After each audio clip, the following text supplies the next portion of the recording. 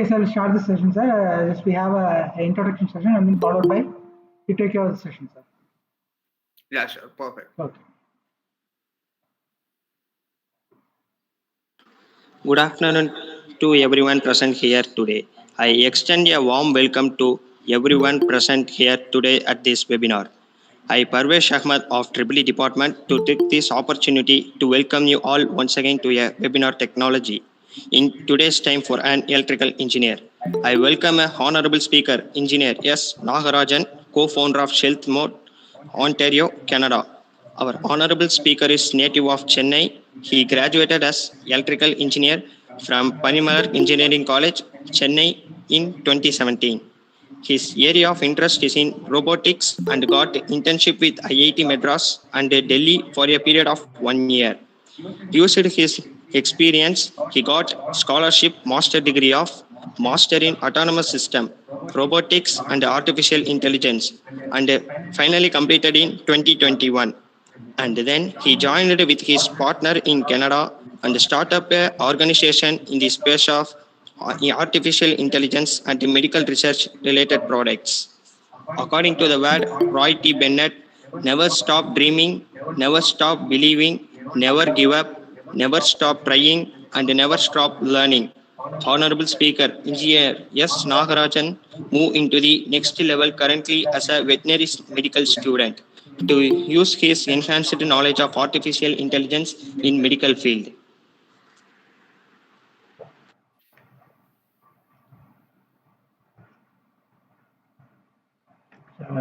Should I start now? Yeah, yes, sir. Thank you, Parvesh Ahmad, for your brief introduction about the guest speaker.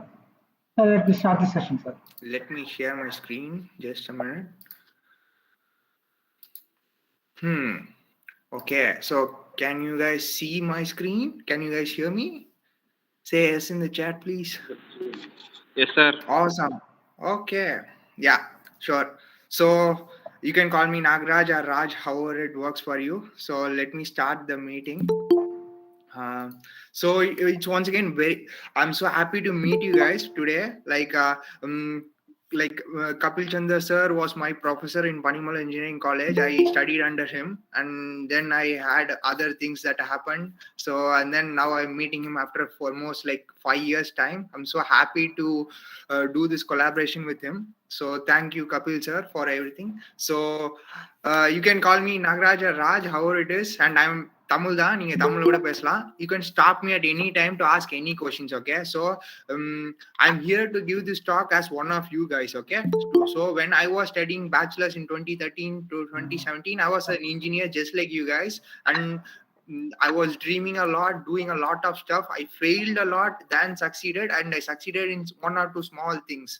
So now I'm doing whatever I wanted to do in my life. So I'll tell everything about myself during this talk, okay? So let's start, okay? So today I'm going to talk about technology in today's time. Before going in depth, like I just wanted to give us introduction from my perspective of what and all I did, okay? So when I did my undergrad in Chennai, right? So I did that. Most of the students were doing just the undergrad, but what was different in my case is I wanted to pursue masters abroad. So for that reason, I decided to make my profile a real portfolio, not just an undergraduate degree, not just CGPA, not just credits. You have to do a lot of projects, some practical work experiences, some representative organizations that are known worldwide and is internationally recognized. The best examples are IITs, right? So in IIT, I was working as a biomedical engineer, as an embedded programmer in a clinical wearables team. And then in IIT Delhi, I was working in self-driving cars. So IITs are very well known for universities abroad actually. So for me to go to masters, that really helped me, okay? Apart from that, just studying 4 வருஷம் BE படிக்கல. So அது மட்டும் இல்லாம Coursera, you guys know, I guess Coursera is an online platform. So I started doing courses there. I had more than 20 to 25 certifications in Coursera and a couple of specializations. So I got the position of being a mentor there. Aparma, I'm doing alpha testing in Coursera. That means I go into the unreleased courses and try to critique it and do it and give feedback on it. So இதெல்லாமே நான் undergradல பண்ணேன். So what you guys should also do is, if you guys want to stand out from the crowd, okay, we have a lot of population, right? The problem of every job posting in LinkedIn is crowded by tens of hundreds of applications, right? So you should not be just a number. For you to stand out either in job or in higher education, you have to always do something that is extra, little more than what everyone else is doing, right? So that you have that edge over everyone, nah? So you have to be always proactive. So after my life in India, after IIT Delhi, I left for my master's in Europe. So it is, as he said, like a dual master's in AI and robotics. I studied in TU Berlin and KTH. So I lived in Germany and Sweden for a while. Then I did my thesis in Scania for almost 1 year. And then I founded my own company in the space of healthcare and using artificial intelligence. Okay, so I just wanted to inspire you guys, wanted to give you some examples. So on the left side, you can see, right, these images are all 3D printers images on the left side. So this is my undergrad project. We built from scratch at the time, like 2016 and 17. It was the first 3D printer in our college. Maybe it was not there. I have never seen anyone do anything like that. So we decided to do it. It took almost 6 months. We did not buy projects. We did not just copy someone else's work. We did something that was really hard. That gave me a lot of confidence. So that helped me go to IIT Madras. If you see on the right side top corner, that the stuff that is in the breadboard and the PCBs is where the clinical wearable stuff, like I'm working on pulse oximetry, SpO2 sensor. So I was a lead programmer for that. I was doing that for 6 months. And then the last bottom image, you can see a car now. That car is an electric car from IIT Delhi that was converted into self-driving car. So I was working in that project. So that middle race car is there now. So that is in Sweden, Formula team. So I was working in their race car. So once again, all these places gave me a lot of experiences. Some of it were paid, some of it were not paid, or most of it were not paid. All these things made me raise my portfolio so that I can make money later. So you have to make sure you are willing to grind. Actually, you have to do something that is harder and is interesting and you think it is cool, and also you should be willing to do it for free. You cannot get paid, you may not get exactly what you wanted, but you get something close enough. Okay, that's how life is, right? You won't get everything you wanted. You will get something close enough, and you have to make something out of it. And then this is the startup that I'm working on at the moment. So what we are doing is we are taking radiographs and we are using AI to diagnose medical conditions in pets. So on the left side, you can see some of the predictions where we are doing object localization of medical conditions, the green and orange boxes. And on the right side gives an overview. Like if you give an input radiograph into the web page, and then it does 3 types of outputs. One is classification, one is detection, and then semantic segmentation. So these are all some of the techniques that we use to diagnose the conditions in a better perspective, visual perspective for the doctor. This is a tool to assist doctors. We are almost wrapping up production, like the prototype of it. So we are going into production very soon. And meeting the investors in a very, very short time. In the next 3 to 6 months, we'll be meeting the investors. Yeah. So apart from studying, you always need to stimulate yourself. You just cannot be studying all day, doing projects, all this stuff. You will be losing a lot of interest when you do so much stuff in the same time. Like you cannot just burn out doing stuff. So you have to always diversify your portfolio. So I like to do martial arts. On the left side, this is jiu-jitsu. On the right side, that is MMA. So either kickboxing or Muay Thai, something like that. So I do both of that. And in the middle, I like to fly and build drones. These are some of my hobbies. So the thing is, you cannot be just a nerd who just studies, or you cannot be just playing. You have to mix everything, have fun also. That's what I'm saying. You do more projects, to do 3D printers, cars. It's very cool in itself. And also you do all these side hustles. It makes life very interesting. If you just keep on studying and get grades, it does not mean much, right? Yeah. So this is that was an introduction about me and stuff that I learned throughout my undergraduation and master's life, right? So now I'll start with the technical presentation. So before starting, do you guys have any doubts or something? Any queries? Any questions? No questions? Okay. You can talk to me in Tamil also. You can stop me anytime. I have no problem. Okay. Let me continue. Okay. So technology in today's time. So in the last 20-25 years, there was an exponential growth of technological advancement. Do you know why? What happened? Why is that? Do you guys know have any clue why is that happening all of a sudden? Because 1950 computer was invented. For the next 50 years, it was there, and not much big differences came. But even the advances were there, people are making computers portable and at consumer houses, not only research labs, but suddenly started to blast like crazy, and then we started to have smartphones, and then so many other inventions like AR, VR, extended reality, and so many other things, right? And now currently we are talking about metaverse, NFT, and all this jazz. So do you guys know why is that?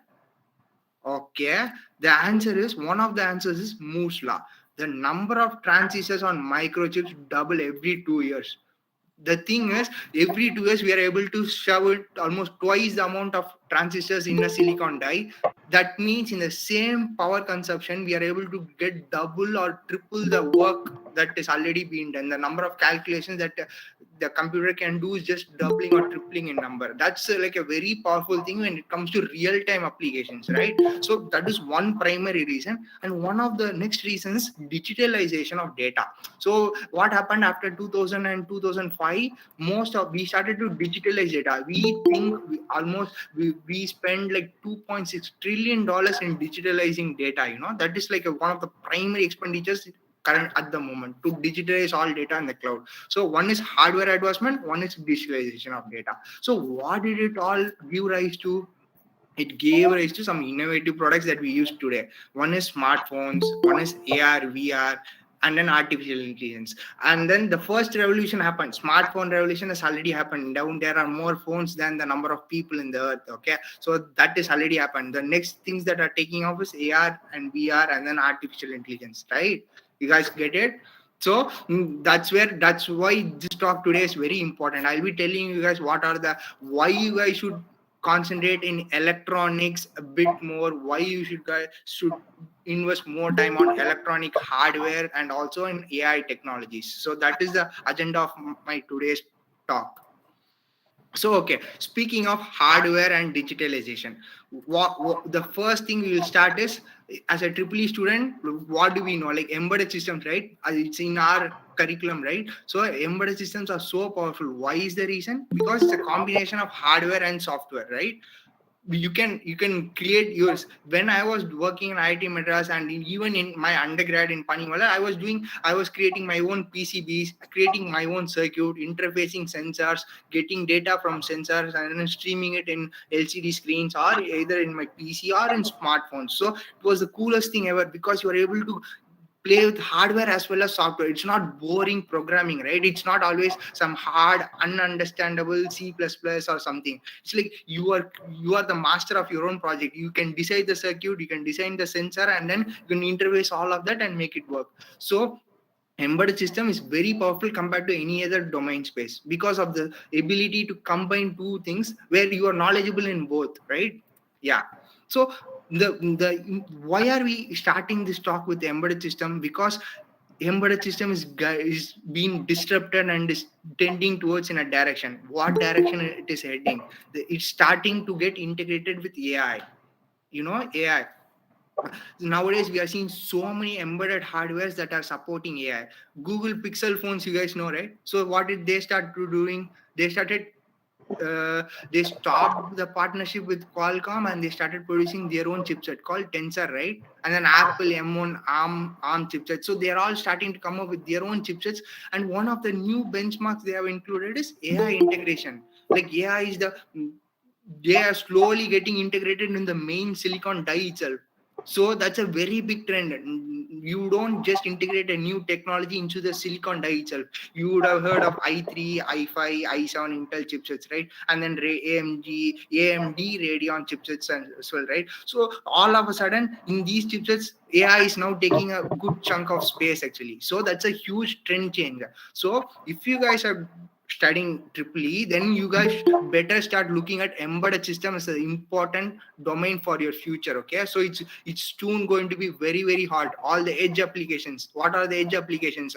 All the smart homes, and then the sensors in the cars, real-time parking, adaptive cruise traveling. There are so many things, right? Embedded system is slowly integrated into our day-to-day lives actually. So that's a very good place to start studying, start focusing on embedded systems. So this is an example of an ML specific hardware that is specially made to run TensorFlow algorithms straight away. You can train it in the small chipset. It's such a small chipset where you can also train the model and deploy the model in the same. So that's very powerful, this is really disrupting when it comes to the hardware changes.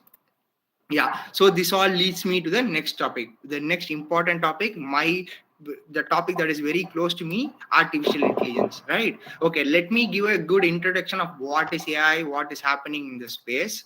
Okay, so where did it all start? So history says it started around 1950s when the first computer was made, like around the Charles Babbage period.